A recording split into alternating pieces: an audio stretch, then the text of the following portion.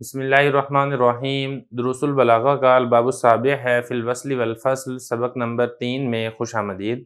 آج کے سبق کے اندر ہم کمال انقطاع پڑھیں گے۔ عبارت دیکھ لیں۔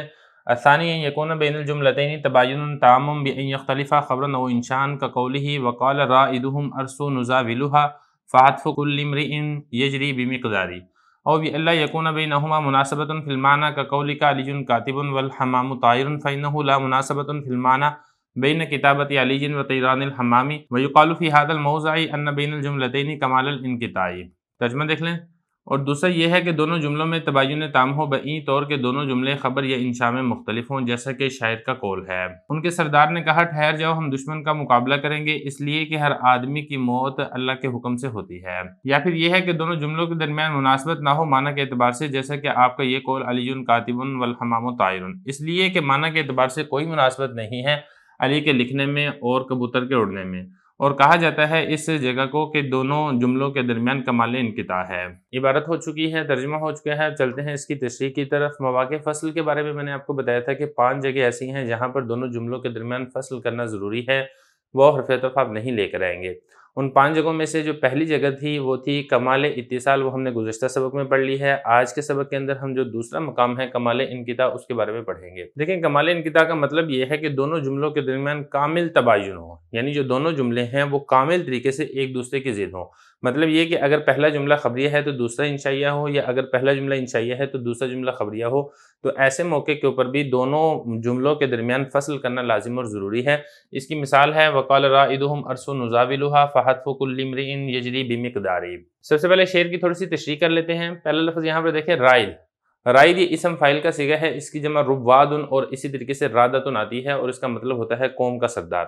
اور دوسرے نمبر پر دیکھیں ارسو، یہ باب افعال سے صیغہ ہے جمع مذکر حاضر کا، اور اس کا مطلب ہوتا ہے ٹھہر جانا، ثابت ہونا۔ اور تیسرے نمبر پر ہے نزاولھا، زا والا یزاولو، باب اس کا مفعلہ ہے، اور مفعلے سے یہ جمع متکلم کا صیغہ ہے فعل مضارع معلوم سے، اور اس کا مطلب ہوتا ہے دشمن کا مقابلہ کرنا۔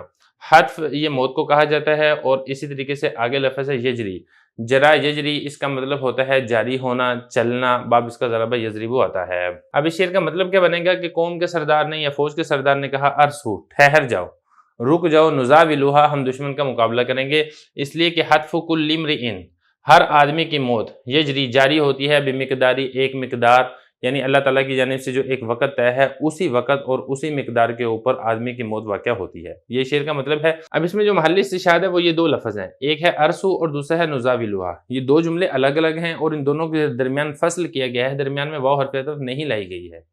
کیوں؟ اس کی وجہ یہ ہے کہ جو پہلا جملہ ہے ارسو، یہ لفظاً اور معنن انشائیہ ہے، اور جو دوسرا ہے نزاولھا، یہ ایسا جملہ ہے جو لفظاً اور معنن خبری ہے۔ کیونکہ دیکھیں جو ارسو ہے، میں نے آپ کو جیسا کہ بتایا ہے، یہ امر ہے، اور جو امر ہے یہ انشاء کی قسم ہے، اور اسی طریقے سے نزاولو یہ فعل مضارع ہے، اور فعل مضارع یہ خبریہ کی قسم ہے۔ تو دونوں جملوں کے درمیان کمال انقطاع ہے، جس کی وجہ سے درمیان میں ہم نے واو حرف عطف نہیں لائی گئی ہے، اور دونوں جملوں کے درمیان یہاں پر فصل کیا گیا ہے۔ اب ذرا عبارت دیکھیں۔